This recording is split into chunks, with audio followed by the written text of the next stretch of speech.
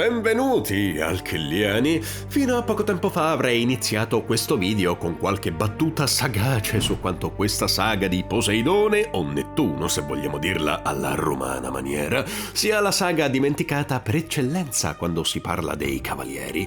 Questo arco narrativo vede i nostri eroi affrontare per la prima volta l'esercito di una divinità nemica. Anzi, questo vale solo per il manga, rendendola quindi una mezza verità. La saga di Nettuno soffre un po' del problema del figlio di mezzo, un arco narrativo che nella versione manga arriva a cavallo tra la saga delle 12 case, l'arco narrativo più famoso e importante della serie, e quella di Ade, ovvero il gran finale. Nell'anime ancora peggio, visto che viene subito dopo la saga di Asgard che abbiamo già trattato in un video precedente. Questo, insieme ad altri elementi che vedremo nel video, l'ha portata a essere una saga facilmente dimenticata dai fan. Tuttavia, nell'ultimo periodo, proprio grazie allo spin-off Re-Rise of Poseidon, che vede il ritorno in scena dei generali degli abissi e del dio Poseidone, questa volta non come nemici, ma come protagonisti, permettendo non solo un approfondimento, ma una vera e propria riscoperta di questi personaggi. Direi quindi che questo è proprio il momento storico perfetto anche per noi di Alkill per fare una bella retrospettiva di questa saga, forse un po' troppo sottovalutata. Partiamo dalla trama. Saint Seiya non ha mai brillato per trame complesse, grandi misteri e grossi plot twist, e questa saga non fa eccezione. Poseidone, che da secoli si reincarna nella famiglia Kedibes, in quest'epoca trova il suo nuovo contenitore nell'ultimo rampollo della famiglia, il giovane Julian. Risvegliatosi anzitempo, il dio del mare scatenerà sul mondo un nuovo diluvio universale, come quello del mito di Noè per intenderci, il tutto mentre Atena viene rapita e messa all'interno della colonna centrale del regno marino. Per liberarla, salvare la terra e rimettere a dormire il signore dei sette mari, i nostri dovranno invadere il suo dominio e distruggere le 7 colonne, ciascuna associata a uno dei 7 mari e ciascuna protetta, e guarda un po', da un guardiano. Il tutto con qualche gioco di potere all'interno della fazione nemica. Difatti, uno dei 7 generali non è ciò che sembra. La storia ovviamente culmina con la battaglia contro Nettuno, uno scontro ricco di pathos per quanto poco coreografico, dove lo sforzo congiunto di tutti riuscirà a far tornare il dio al suo sonno insieme ai suoi piani distruttivi. Come vedete, una trama tutt'altro che eccezionale, ma comunque solida, che si adagia un po' sugli allori di quella che fu la scalata delle 12 case, ma squadra che vince non si cambia, e le premesse sono più che valide. Parliamo un po' dei nostri eroi in questa saga, eroi che ormai conoscete dai video passati e che non hanno bisogno di prolisse introduzioni, visto che seguite tutti i giorni i video di Alkill. Arrivati a questo punto della storia, i personaggi sono ormai giunti al loro status quo e non si evolvono praticamente più a livello caratteriale. In questa saga Seiya è il solito Seiya, eroico, il primo a combattere, e soprattutto nella battaglia finale ci ricorda la sua grande determinazione. Pegasus sconfigge uno solo dei 7 generali, ovvero Bayan, in una battaglia che richiama per dinamiche quella del Cavaliere d'Argento Misti della Lucertola, quello che sembrava una donna, per chi avesse totalmente e giustamente rimosso i Cavalieri d'Argento dalla propria memoria.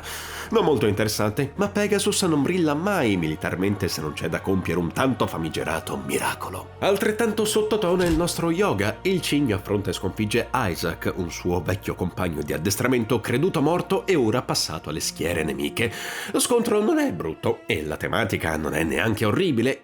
Il problema è che i due combattono allo stesso modo, ghiaccio contro ghiaccio, chi crea il freddo più freddo, insomma, cosa che avevamo già visto identica nella saga precedente, rendendo lo scontro una copia di quello che avevamo già visto con Camus nell'atto pratico. Molto meglio invece Shiryu, che sconfigge anch'egli un solo generale, ma mettendo in scena uno scontro ricco di colpi di scena. Krishna di Crisaure porterà al limite il dragone, costringendolo a risvegliare un nuovo colpo segreto, la spada sacra Excalibur, ultimo lascito di Capricorn che costringerà Sirio a una crescita interiore niente male per il personaggio. Ikki invece è sempre Ikki. Sconfigge ben 2 generali degli abissi, ovvero Kasa e Kanon, anche se quella con Kanon non è proprio una vittoria decisiva, visto che il personaggio sopravvive, ma la serie lascia ben intendere la superiorità di Ikki in quel momento. Insomma, Ikki arriva, ruba la scena e i cuori a tutti e non elabora oltre. Infine, non a caso l'ho lasciato per ultimo il nostro Shun, che in questa saga dà totalmente di matto e decide di essere a mani basse una mieti trebbia dei nemici, portandosi a casa 2 vittorie assolute su ben 2 generali, ovvero Kira e Siria. Quest'ultimo considerato il generale degli abissi più forte insieme a Kanon, ma non voglio addentrarmi nelle discussioni sul power level. In questa saga Andromeda matura tantissimo. Il suo pacifismo prende una forma unica. Shun qui non ama combattere, è vero, ma questo non gli impedisce di neutralizzare i nemici quando possibile, togliere loro ogni possibilità di vittoria ed evitare l'omicidio almeno quando possibile, surclassandoli con la propria forza e abilità, privandoli della possibilità di perpetrare altra violenza senza aver bisogno di aiuti o di farsi picchiare per mezz'ora, come accade in altre interpretazioni del personaggio. In questa saga abbiamo poi l'elemento della doratura per tutti quanti. Per rappresentare che i personaggi sono finalmente arrivati allo stesso livello dei propri commilitoni dorati, l'autore sceglie di rendere d'oro anche le armature di bronzo, oltre a introdurre delle armature tutte nuove volgarmente chiamate dai fan V2. Insomma, come vedete, i nostri protagonisti sono gli stessi che abbiamo lasciato alle 12 case, con un po' di crescita, ma niente di stravolgente. Direi ora di parlare un po' dei personaggi inediti di questa saga, non dei gemelli, passatemi la battuta. Se i nostri eroi fanno tutto sommato una valida figura in questa saga, lo stesso non si può dire per i loro avversari, non per demerito loro, quanto per merito dei nemici della saga precedente e successiva. Schiacciati dal peso e dalla natura iconica dei Cavalieri d'Oro dell'arco narrativo appena letto e dagli Spectre della saga successiva, che anche grazie ai numerosi spin-off hanno l'aura di nemesi dei Cavalieri di Atena, i poveri generali di Nettuno finiscono per non brillare quanto dovrebbero. Anche la loro forza nel fandom è sempre stata discussa per colpa di un breve scambio di battute in cui si afferma che basterebbero 2 tra i paladini d'oro per risolvere la situazione. Analizzando il manga si capisce facilmente che questa è una cazzata. I generali di Poseidone sono forti tanto quanto i cavalieri d'oro medi, con un paio di picchi che vedremo tra poco. Le armature dei generali non sono delle clotte, ma sono chiamate scale, resistenti e ispirate a creature marine della mitologia, hanno tutti dei design ben studiati e che riescono a essere abbastanza riconoscibili. Partiamo da Cavallo del Mare. Di lui non ho molto da dire che non abbia già detto, è il primo a combattere con Pegasus. È un po' arrogantello e usa queste correnti d'aria per creare barriere e spazzare via i nemici. Io di Scilla ci regala una battaglia molto coreografica con Andromeda. Il suo potere consiste nell'evocare una serie di bestie feroci, ciascuna con un colpo segreto a tema. Ognuna di queste creature viene però fermata dalla catena di Andromeda, che assume forme sempre nuove dimostrando la sua straordinaria versatilità. Io ha persino una vera e propria mossa finale in cui scaglia tutte le sue bestie insieme. Crisaure o Krishna è interessante. Legato al lontano oriente e al misticismo buddista, ha qualche lontano legame con Shaka. Può combattere sia con la sua lancia sia attraverso attacchi spirituali, arrivando a creare una delle barriere più resistenti di Saint Seiya. Lo scontro con Sirio è forse il più duro tra tutti quelli visti finora. Poi abbiamo Lemuri, probabilmente un imbecille e nemmeno lui sa come sia finito lì. Per qualche ragione, comunque, da bambino era il mio personaggio preferito, non di questa saga, ma proprio di tutto il cartone. Fortunatamente crescendo sono guarito. Possiamo dire che sia il cancer dei Cavalieri di Nettuno, quello con meno onore e dotato di un certo sadismo, anche se il più scarso in termini di pura forza bruta. Questo matto riesce quasi a far chiudere la serie prima del tempo, sconfiggendo 4 su 5 dei nostri eroi, un risultato che hanno raggiunto solo personaggi semidivini come Shaka o divinità a tutti gli effetti come Hypnos o Thanatos. Come, vi chiederete? Con delle illusioni. Il problema di questo viscido bastardo è che entra direttamente nella mente delle persone, trasformandosi nelle persone a loro più care. Il tutto sembra impossibile da smascherare senza un certo potere mentale. Servirà Ikki, con i suoi nervi d'acciaio misti alla sua esperienza nelle tecniche mentali, grazie al fantasma diabolico, per salvare la situazione. Di Isaac, o Abadir di Kraken, ne abbiamo già parlato. Vecchio compagno d'addestramento di yoga, creduto morto, i due hanno questa rivalità e questo rapporto molto personale che li porta uno contro l'altro. Anche lui combatte con attacchi congelanti ispirati ovviamente ai mari più freddi del mondo. Abbiamo poi Siria, o Sorrento, uno dei personaggi più memorabili, non solo perché è l'unico insieme a Kanon a sopravvivere a questa saga, ma proprio perché se la gioca con Kanon come più forte tra i generali, almeno come opinione generale nella community. Ispirato alle sirene, no, non quelle mezze pesce, ma quelle mezze uccello incontrate da Ulisse nell'Odissea, Siria è uno di quei personaggi che combattono con la musica e quella del suo flauto è a dir poco letale. La musica di Siria non indebolisce solo il nemico riducendone il cosmo all'inverosimile, ma può portarlo fino alla morte. Il generale degli abissi verrà sconfitto dal nostro Shun in quella che forse è la sua figura migliore in tutta la serie. Shun risparmierà Siria riconoscendone la bontà d'animo anche grazie a quella musica che per quanto letale si dimostra bellissima.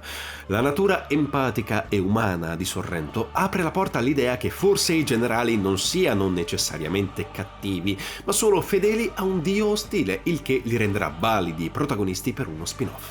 E infine abbiamo Kanon. Per lui ci prenderemo un attimo perché ve lo dico da subito. Kanon è il mio personaggio preferito dei Cavalieri dello Zodiaco, almeno se rimaniamo sulla serie classica.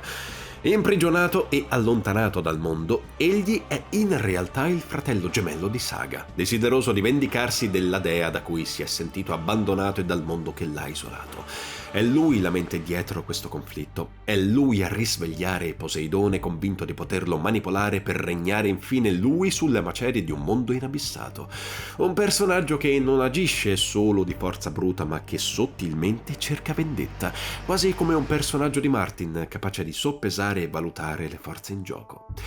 La sua sconfitta è inevitabile. Le sue ambizioni sono troppo grandi per un essere umano, proprio come quelle di suo fratello, ma a differenza di Saga, la sua storia non si conclude con la sconfitta nei regni sottomarini. La storia di Kanon, Dragone del Mare, qui è solo all'inizio. Dragone del Mare combatte contro il nostro Ikki in uno scontro che vede la Fenice in vantaggio, a volte forse fin troppo netto, e questo lo mortifica ancora di più perché per tutto questo arco narrativo Kanon soffre il confronto con il gemello defunto. Le sue abilità sono pressoché le stesse di Gemini, con una leggera differenza per la dimensione oscura. Nel caso di Kanon abbiamo il triangolo d'oro, la stessa mossa con la piccola differenza che questa ha un design più marino e piratesco che richiama il mistero del triangolo delle Bermuda. Tuttavia questo è solo il punto di partenza del personaggio. Proprio come Siria sopravvivrà a questi eventi e dopo essere caduto tanto in basso, Kanon, Dragone del Mare, fratello di Saga, può solo che risalire. Parliamo ora del dio dei pesci, parliamo di Poseidone. Per tutta la saga non vediamo mai davvero il dio del mare, vediamo solo un risveglio parziale di quest'ultimo dentro Julian, che ha un estremo interesse amoroso nei confronti di Saori, una vera ossessione. Solo alla fine il dio si risveglierà totalmente, senza però darci grandi spunti di discussione. Anche lo scontro è molto piatto, se non fosse che in questa battaglia vediamo per la prima volta anche Yoga e Shiryu indossare delle armature d'oro, lo scontro sarebbe davvero dimenticabile. Purtroppo, come vedremo anche in seguito, come si può già notare negli OAV animati, spesso le battaglie con gli dei non sono così affascinanti. Essendo spesso privi di attacchi speciali e colpi segreti particolari, quasi sempre i protagonisti si trovano a ricevere colpi energetici e attacchi che tornano al mittente fino al compimento del famigerato miracolo. E Poseidone purtroppo non fa eccezione, creando una battaglia finale che, eccezion fatta per un paio di momenti significativi, lascia un po' l'amaro in bocca. Nulla a che vedere con scontri davvero avvincenti come quelli contro Ikki o contro Saga. Per concludere, anche con il senno di poi e un occhio più moderno e critico, ci troviamo davanti a una saga tutto sommato invecchiata bene, figlia dei suoi tempi ma ancora godibile.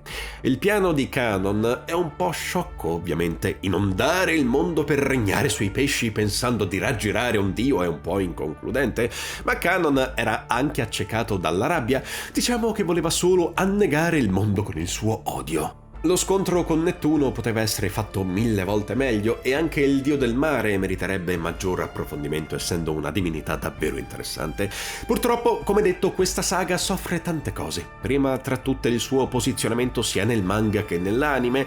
Tuttavia, rileggendola d'un fiato, posso dirlo. Quest'arco non è male, cazzo, si lascia leggere e scorre molto bene. Le battaglie sono avvincenti, con almeno 3 generali che meritano genuinamente un posto nel cuore dei fan.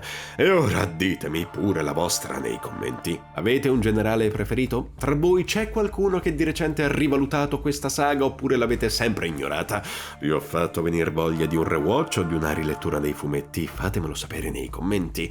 Noi abbandoniamo il regno sottomarino con la promessa di tornare a parlare dei cavalieri, perché sconfitto Nettuno una minaccia ancora peggiore pronta all'azione. I morti tornano sulla terra e bramano la testa di Atena. Beyond All, ancora una volta.